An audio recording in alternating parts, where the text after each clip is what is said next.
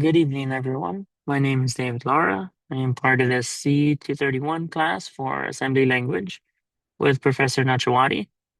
Um, so kind of to talk a little bit about this assignment and what we were asked to do, I just kind of want to go over the lab assignment here. So I have the document posted up here. So essentially, we were asked to create a program that prompts the user to enter a positive integer value. Validate that user's input to ensure that only a valid integer is accepted. And what that means is basically no letters, no symbols or decimal points. And then just kind of to touch on the positive integer value. This is to negate the acceptance of a zero, of a decimal digit, or even a negative integer value. So all those calculations have to be inputted to ensure that the user input just remains a positive integer value. Once we are given that integer value from the user, our code is supposed to be designed to calculate the sum of the numbers, starting from the entered integer down to 1. So there's an example given here of 5, where the program should calculate the summary of 5 and the digits below that until 1. So like, for example, 5 plus 4 plus 3 plus 2 plus 1 is giving us 15. Um, then the output, the series along with the sum, showing the plus signs between the numbers and the equal sign after the sum. Kind of just to show the equation of the sum rather than just have the sum happen behind the scenes. And then this kind of helps too to kind of mitigate any errors that we can run into, because it'll kind of show us every single integer that is being added to it. And then that'll show us if there's anything going wrong. And it's just very detailed. So, I mean, it's like every part of the process is being shown to you through this output. So that's kind of why I liked it that it was included in here. Um, so the program should also display a text message explaining which part of the sum is being calculated, and which it will do that. So basically, we're solving this problem using two ways to iterate over the numbers, which is a loop instruction and a conditional J instruction.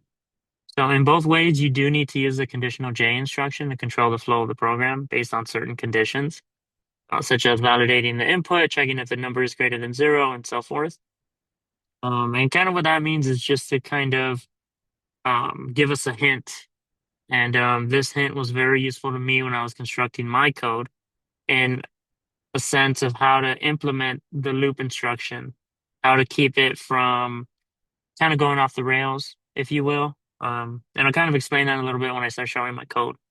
But this was a very useful hint just because I thought the conditional instructions were going to be purposely locked to the second way to iterate. I thought we would only be using loop instructions, and my thought process was kind of what was given to us in the form of another hint from the professor in terms of using a high level language to implement this code before we bring it down to a low level language such as assembly and MASM.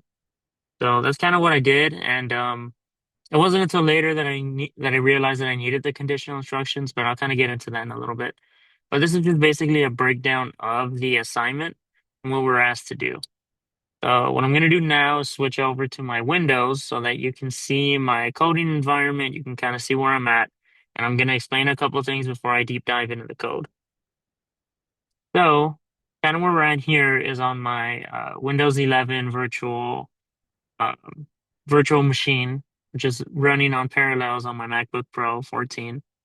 Um, I had this issue for, I want to say, a good couple of weeks already, and I thought I had it down to a T. I thought I figured it out, and then I don't know what happened that I updated all of my Windows, BIOS, all my updates.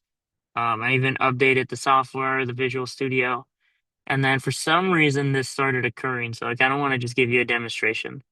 And this is gonna just iterate to you, like, kind of show you why this assignment is so late, why it took me a while to submit it. Um, and then just kind of go over, the other issues I was running into, but I just kind of wanted to demonstrate this. Even though I figured out a way to work around this, this is the error I was running into.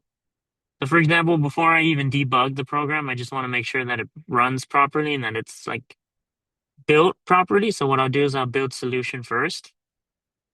From there, once I get that there was no failures And everything is pretty much up to date. Everything's good. So the build completed. That kind of gives me a sense for the establishment, the creation of my CIS Labs executable file. So that means that the file has already been created. And then that should give us opportunity to run the code and run the program. So from this point forward, since I see that it was built, there were no errors, there's nothing to fix, that's when I would go into debugging mode, make sure that it's times 86, make sure that it's in debugging, click start debugging. And in a perfect world, and probably before last month's updates and stuff, I would get my output here on my command prompt. It would just kind of give me lines of code. It would show me the directory. It would show me like what's going on here, press any key to, exit. But I don't receive that anymore. So I took that as a bigger deal than what it probably is. I started uninstalling the program. I started uninstalling Visual Studios. I even reinstalled my Parallels. I went as deep as I could into this. I erased all my previous labs. I erased all of my files, my directories. I created a new library for um, a new solution, a new project, a new everything for this, starting from the ground up and trying to implement everything that I had learned over the semester to try to get it to work and try to troubleshoot it. But no matter what I did, no matter what I do still, this issue continues to occur. So essentially, it'll just give me a blank canvas. It won't show me any text or anything like that. And the only reason why I know that it's working is because I know that this program is designed to exit after text input. So I'm going to go ahead and click the space bar. Click it one more time.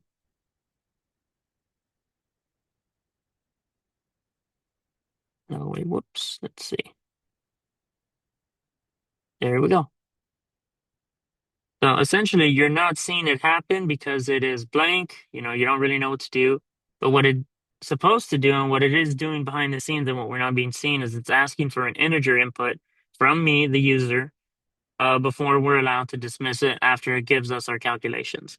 So what I did was I tried to press spacebar, it didn't close. So I pressed a random number, pressed enter. After that, I pressed spacebar and it closed. So essentially, what's happening here is it is failing to use the command prompt screen. Um, for whatever reason, I do not know. Like I said, it could be the update. So I kind of went around different ways to do this, and the only way that I found online that was very, very helpful was the idea to do this. So I'm gonna go ahead and close this just before I show you what I'm talking about. So Google and various Reddit posts recommended that I boot my own version of PowerShell from the task manager.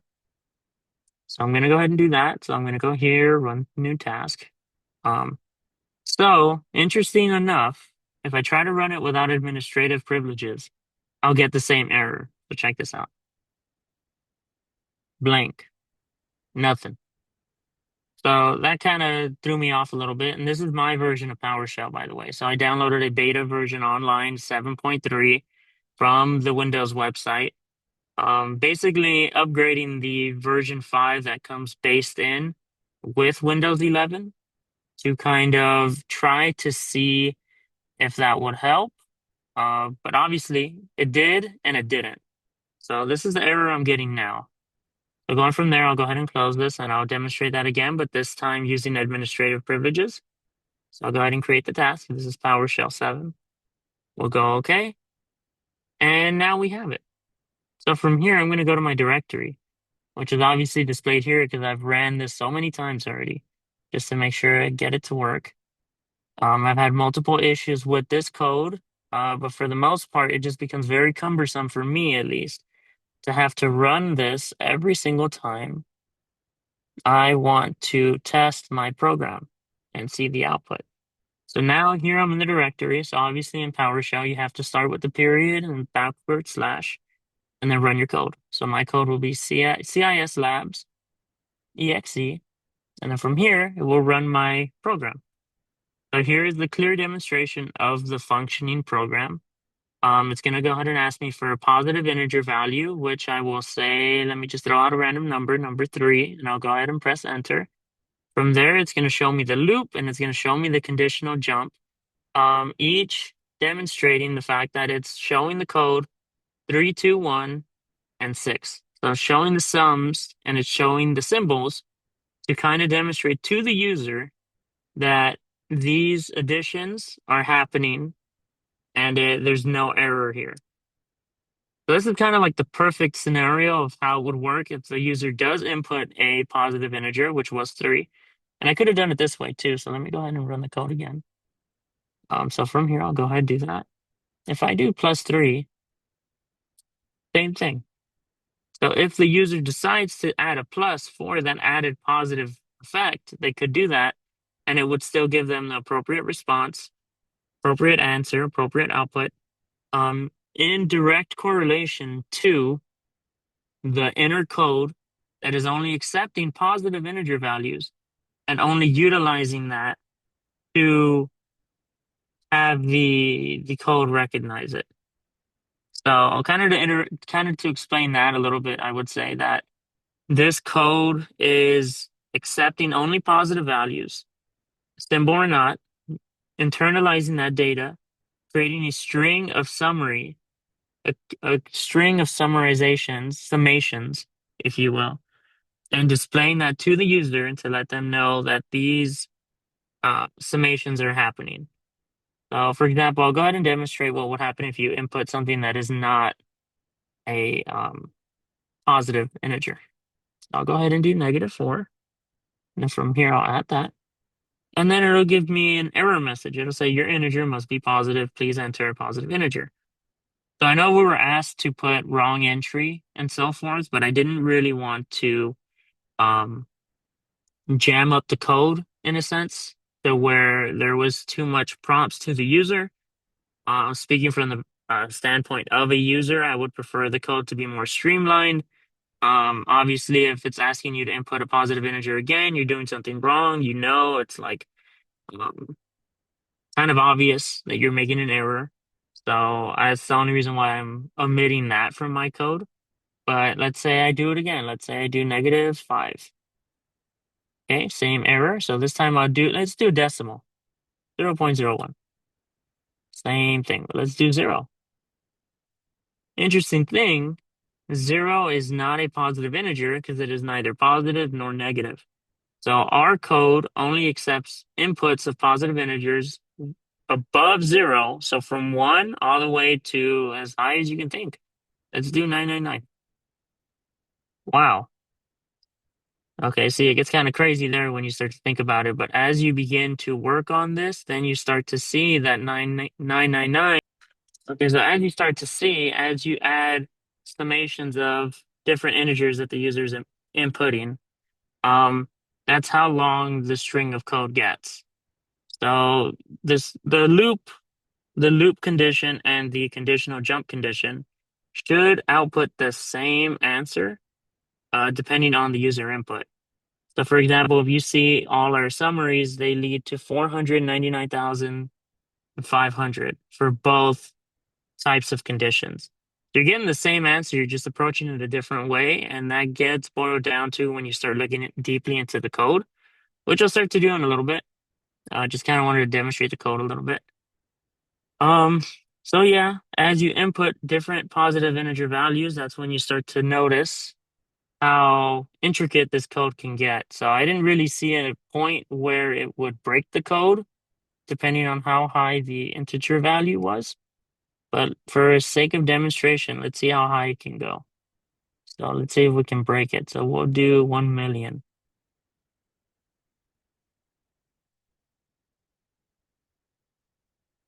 Wow, that is running quite a while. So it's going to continue to add these integer values faster than I want to say I can do that. Once it's done, it's going to go ahead and show us our output. It's going to give us our summation. And then obviously this is a lot to check, so I won't be checking this by hand, but just to kind of show you like how tried and true this code is. It did take quite a while to build, and I did utilize various resources I got with classmates to help me figure some things out. I got with the book, made sure I read the chapters, made sure I deep dived into everything I possibly could in terms of material for this course. There were some solutions on YouTube that I did kind of look at and I did look to for guidance. So That's kind of how I figured out about the task manager. I can't really explain why it works the way it works this way, where I have to run it as administrative privileges, and that's the only way it'll work. But I'm just glad I figured that out. So now every time I have an assignment or if I want to use this coding environment, I'll just have to manually run PowerShell and then just kind of go from there. For the most part, though, manually running it with administrative privileges does have its caveats. So it does slow you down when, running the code and when compiling and stuff. Um, Thankfully, I was able to condense my directory into one spot. So it's not really like a long URL address that I have to access to get to that specific folder or get to that specific environment where all the codes are, where the debugging happens. Um, so I'm thankful for that. And I'm also thankful for the history feature where it is able to showcase, what the last address I was in. And then I can just backtrack like that. And then running the code too, it automatically remembers the only exe file in that directory and it'll, kind of suggest it to me. So that's very useful. As you can see, this is going to continue going on forever, so I'll just go ahead and stop it right here. But you see the point. Look at these strings of numbers. So this code does obviously work. It does not have a breaking point that I've noticed. It can keep doing this forever if I wanted to, but I don't want this video to be too long. So I'm going to go ahead and stop in here, and I'm going to go ahead and close PowerShell. For the sake of demonstration too, since I'm here, if I try to open PowerShell from here, which is my taskbar, it does the same thing of not showing any output, not even showing any text, any directories, or anything like that. So I have to manually boot it from my task manager whenever I need it. And this actually works for command and the original PowerShell, but I found it kind of counterintuitive to utilize these if I already downloaded and started using PowerShell 7. So I might as well just roll with that one. It's the latest. Feeling more comfortable with it. So that's just the reason behind that decision. So from there, I went ahead and showcased to you the utilization of the code, the fact that it works, what it does. I explained the ask of the assignment. I explained the errors I encountered along the way in getting this code ready to go. I hope I explained why it's been a few days since this assignment was due and I'm barely posting it now. I hope that my reasoning was enough. I'm sorry for any delay in that. Sorry for any lack of communication. I just really wanted to figure this out on my own. It was starting to bother me if I didn't figure it out. Um, if I needed help to figure this out from if I had to reach out to anyone else, then it was just going to bother me that I couldn't get to it myself. So, thanks to the online solutions and stuff, I was able to find a solution. But it's kind of like a band-aid fix. So I wish it would work perfectly as it did when the class started, when the semester began, but it is what it is. So I'm going to go ahead and cancel this. I'm going to go ahead and close Task Manager, and then we're just going to deep dive into the code. So let me go ahead and full screen this so we can check out my coding environment. And then just to kind of let you know and kind of start off from the beginning again of what we were asked and just a refresher. So the purpose of my program was to ask a user to enter a positive integer. Okay, not a negative integer, not a zero input, not a text, not a text string or anything like that. An integer, positive integer. So once that gets inputted, it'll print the sum of all the numbers from that integer down to 1 twice. Once being done in the loop instruction and once being done in the conditional jump instruction. So that was the ask of the assignment. That is what this code performs. So we start to look at the data section and we'll kind of start there because this line here is meant to just implement the Irvine 32 library, which will give us access to all these functions and all these um, instructions that you're going to see down here. So that just opens up the avenue for that. It creates the bridge. It gives us access to the library. So that's kind of a line of code, but it's not really too important for now. Now, if this code line were to disappear, then this entire code would not work. So actually, I take that back. It's very important. So we'll go ahead and go down to data. So when I was creating my data section, I just wanted to ensure that I was creating bytes that would be strings so that I can store messages that will be shown to the user. So I kind of use the assignment ask to construct this. I utilize little keywords here just because there's no real perfect answer here. So I just prompt one, error message, loop message, jump message, um, plus equals, just because we need those symbols to come out in string form. Um, and then these need to be displayed to the user so that everyone is kind of on the same page of what's being done, what's being asked, and which process is what. So strings that end with a zero, by the way, and this was something that I found very interesting from the book. They end with zero because that's how Irvine 32 expects them to. So if you do not add a zero, the Irvine library won't be able to determine that this is a string and won't be able to call it back later in the further functions with the write string and the read string. So that was another error I was walking into also. I was missing zeros here and there. So now that we got the code down, like the data, we're going to go ahead and jump into the code section. Um, so right away, starting with the code section, we're going to gather input from the user. So it shows the prompt and reads an integer using the read int, which is down here. So this will write the string, this will read the string. The offset will call prompt1, which will be shown to the user. So it'll ask for an integer value, whatever's given, it will be written, we'll call read int, and then from there it'll compare it to EAX. So this will be stored input in the EAX register. And then this is where our conditionals come in. So obviously we were given a heads up that the conditionals will be utilized in the loops no matter what you choose. Even though we haven't really got to the output yet, this is mostly in gathering the information and input, which was the hint given to us. So these types of conditionals are required in order to gather this input, store it, and utilize it when needed. So from here, the input validation of the CMP program, which is compare, if the number is less than one, it jumps to show an error message, which is great. That's what we want. We only want values of +1 and higher. We don't want zero. We don't want decimals. We don't want anything like that. So that's what's being given here. So this is registering the input error as it occurs. So if there is an error, we will offset the error message, which is your integer must be positive. So it's kind of a generalized statement. It's not really giving you like an appropriate, like, this is wrong for this reason. This is, these are letters. This is a symbol. This isn't an integer. It's just telling you you need a positive, which I elected over wrong entry. So at least this way it's giving the user more input and, more feedback on how to correct their input. So from here, we're going to jump down to using the loop instruction. So I broke everything down up into parts. I know some people prefer to code in one giant line straight down, but I prefer spaces in between, even if it makes the code look longer than it is, just so that everything's neat. And if I make a mistake, I can kind of jump back and forth between the two, and I can kind of differentiate like the different categories that we need to ensure we have. So the data, the code, and then the output and stuff like that. So um, that's how I code. So I'm just kind of going line by line, section by section, and that's kind of why I broke it up this way.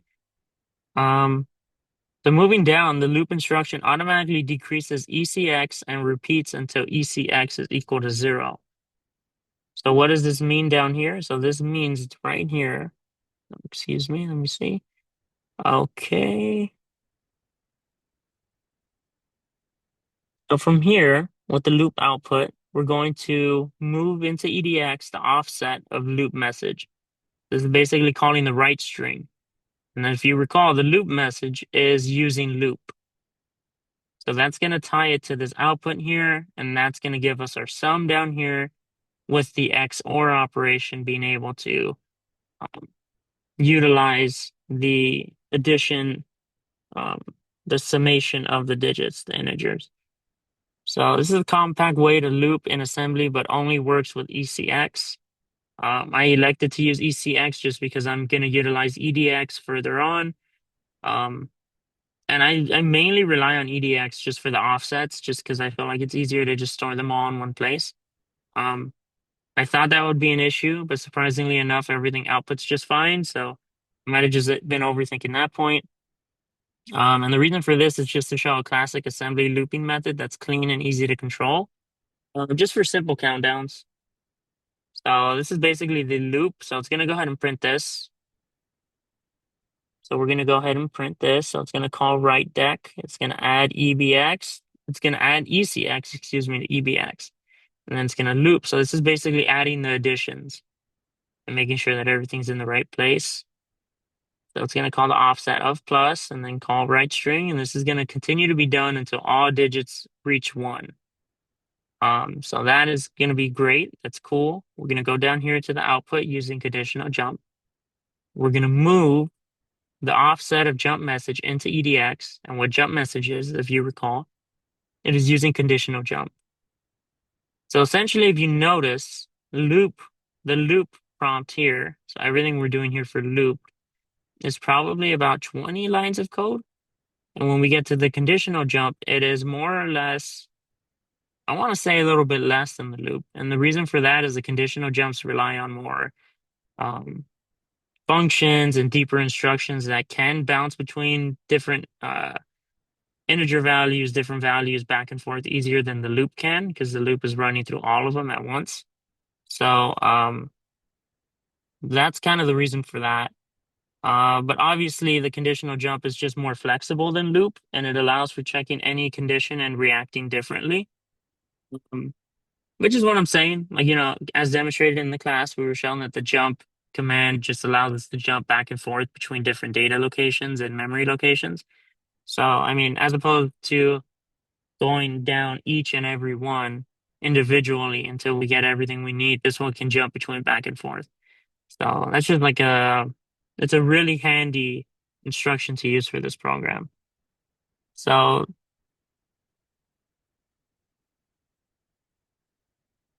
so if we continue to go further down,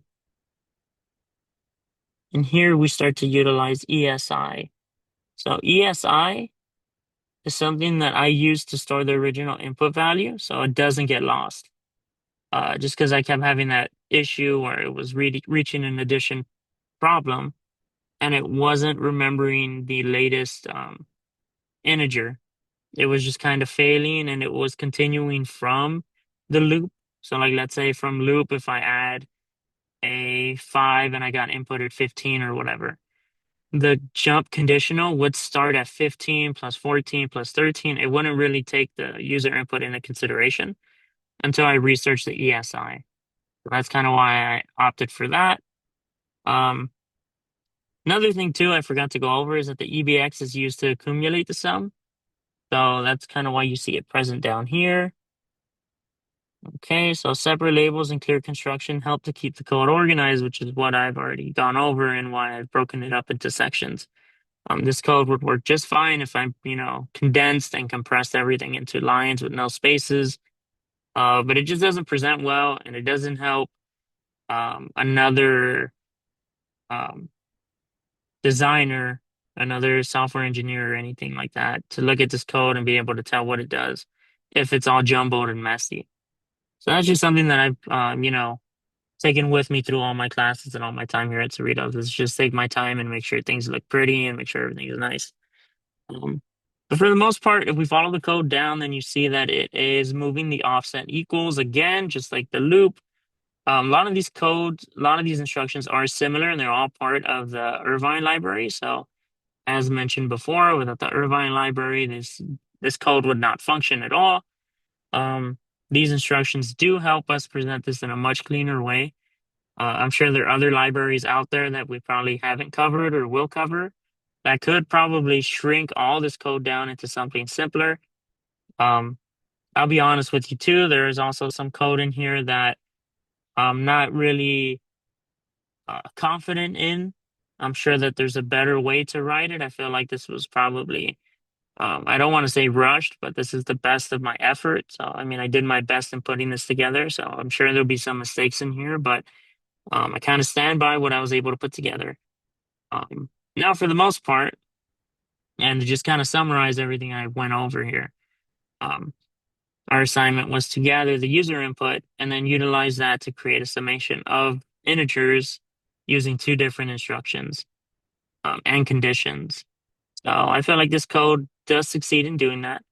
And just to leave it on a positive note, I want to go ahead and run the instruction one more time, and this time use letters because I just remembered that I didn't do that in the earlier demonstration.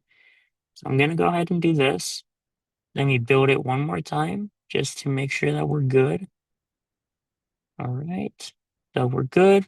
So let me go ahead and run Task Manager one more time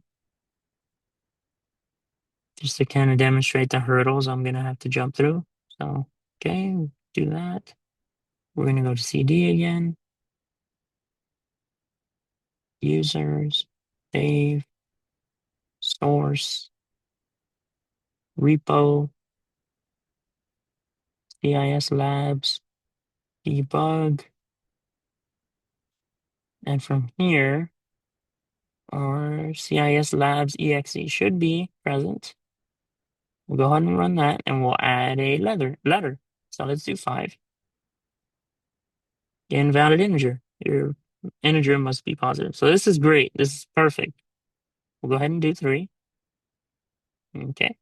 Let's go ahead and do 1.1. So if you notice here, this is an error that I couldn't really solve, and I was saving it to the very end just because it's um, such a hard error to trace down, just because I'm like not really too good with decimals in code. So if you add a positive integer that is greater than 1 and still decimal, the code still takes it. So for example, we're gonna go ahead and do 125. So it's gonna go ahead and read it as 1, right? Because there's no remainder to this. So let's go ahead and do it one more time. And let's do 1.90. So see, there we go.